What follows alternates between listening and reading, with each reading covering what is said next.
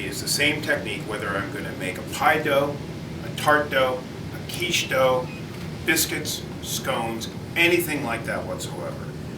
It's the same technique. The only thing that changes between those different types of dough are the amounts and the types of liquid. Some use milk, some use an egg yolk, some use water, some a little vinegar. I even have one recipe that calls for a little bit of vodka in the pie dough. It helps to make it flakier. Undermixing your dough is the secret. And to make it even easier, you can use a food processor. This can be done with the hands, but a food processor is going to duplicate what I would do with my hands quite easily and efficiently. Also, what's important for this is you're always going to measure exactly. To that extent, we also want to talk briefly about how to measure. There's two types of volume measure. When a recipe says quarter cup, quart, gallon, it's telling you to measure by volume. If it says ounces or pounds, it's telling you to weigh it. And that's a different measurement. Get a scale and weigh it. But for everything else, volume measure. There are two ways to volume measure: dry and liquid. Measured cups are for liquid measure.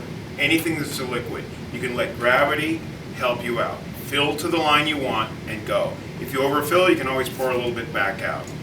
But that's easy. Dry measure, you want to use a dry measure cup. And to that extent, this is a dry measure cup.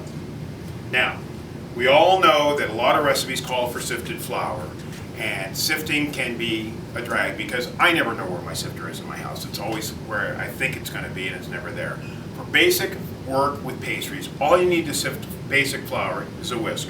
Just stick it in there, give it a good rub around a few times, and that's about as sifted as you need it. This is going to incorporate some air into that and make it a little bit lighter, which is important for our next step. When you're measuring flour or anything that can be compacted, you want to use dry measure and you want to fill and scrape. So what I want to do is I want to take and just dig in there gently, overfill my cup, and then scrape it flat. That is a nice accurate measurement of flour. Why don't I want to dig my cup in there? If you look carefully, I can actually compact that flour down. And look, I can get more flour in, but that's not the point. That's not accurate anymore. That's why you want to sift a little bit, then fill and scrape to get an accurate measurement, rather than digging in. It can be affected by altitude, it can be affected by the amount of moisture in the air as well. So it's very important to remember to measure accurately when you're going to make flaky pastries or any type of dessert or cakes and things like that. So, flour goes in. I have another half a cup of flour right here that's already been sifted and measured. And then the butter. 10 tablespoons of butter, accurately measured. Butter, milk, and water share one very common idea, and that is they are the same by weight as by volume. So, knowing that 2 tablespoons equals 1 ounce by volume, 5 ounces of butter by volume, or in this case 10 tablespoons, weighs 5 ounces. So this gives you a benefit. You can accurately measure your butter by using the pulse button to cut the butter and flour together. I want to cut layers of butter and flour. On a very subtle level, I'm making layers of butter and flour. And that's why the butter has to be cold, very cold.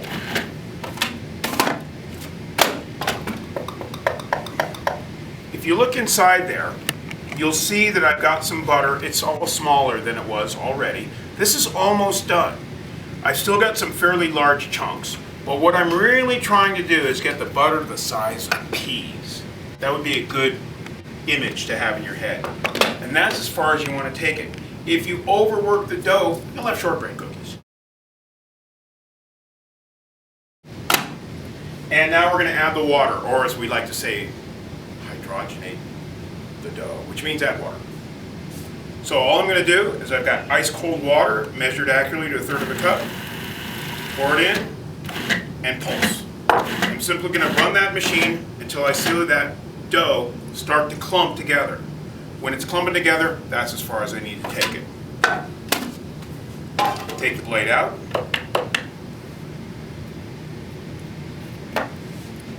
Put it someplace safe.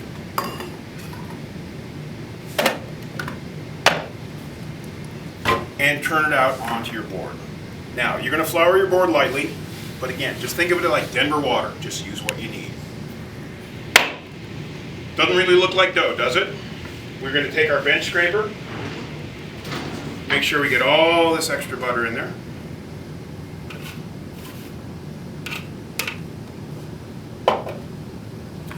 And all I want is a dough that'll hold together. And you can see that that will now start holding together. So from here, you just want to bring it together. I'm using as little energy as possible, as little muscle as possible. And I just want to get that so that that dough wants to stick together. Roll out the dough. That is literally what you're doing. I'm starting here, but I don't put pressure on the dough until I'm past the center line. Roll it outwards. If it's sticking at all, add a little more flour. Just be a happy little tree there, right in the corner, if that's what you need to do. Get that rolled out. Now, I'm not so concerned about how big I'm making it this way. I'm really not concerned about that at all. What I'm concerned about is how thick it is. And that's what I'm rolling it out for. I'm checking it by getting it out to a size that's pretty good, and then what I'm going to do is lightly tap the dough. If I can't dent it, it's thin enough. This is ready to go. You can literally make this ahead, you could put it in a pan, and you could freeze it or have it ready to go in any way, shape, or form. You don't want to let it refrigerate for more than 24 hours. But when you are ready to use it, you can get a pie pan, put a little lube in there. This one's already lubricated. Take that point, set that point right in there, unfold it, and you're ready to fill it with whatever you want. Some nice apples, some sliced pears. You can shape the edges any way you like. If you like big, thick edges, you can take that dough and just make big, thick edges. If you don't want it too thick, you can cut that down a little bit. This is very much discretionary. I don't care how big you make the edges. I care how quality you make the flaky pastry. Then from here, you can just flute those edges, give yourself a little look.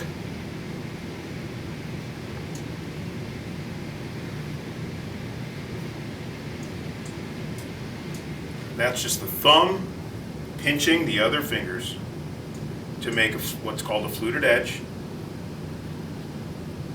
And that's ready to go. Fill it with anything you like.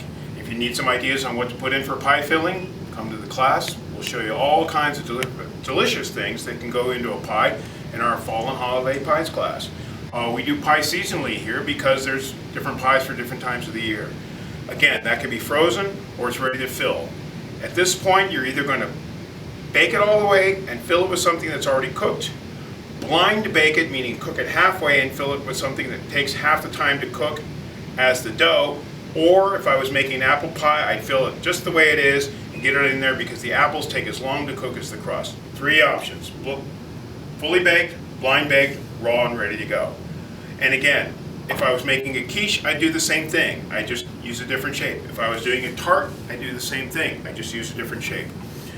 Biscuits are the same technique, they're even gentler. Scones are the same technique, they're even gentler, and of course they're made thicker. So, change the shape, change the ingredients, change the amounts, don't change the technique. That's all there is to it. Doesn't take long at all. Whether you have never even picked up a knife before, do all your cooking out of the microwave, or you've been cooking for years but want to really solidify your skills, we have classes for you. We have classes for all levels. We have great instructors who are passionate about sharing their knowledge. They'll make you a better cook, regardless of your skill level. We also, because of our 20th anniversary, we're featuring some of Denver's best chefs who are coming here on a weekly basis and teaching some of the most amazing food you'll ever see. Take that beautiful restaurant food and show you how to make it. We have something for everybody, but the most important part is we'll take the intimidation out of it, we'll make it work for you. So come join us and have a good time with us.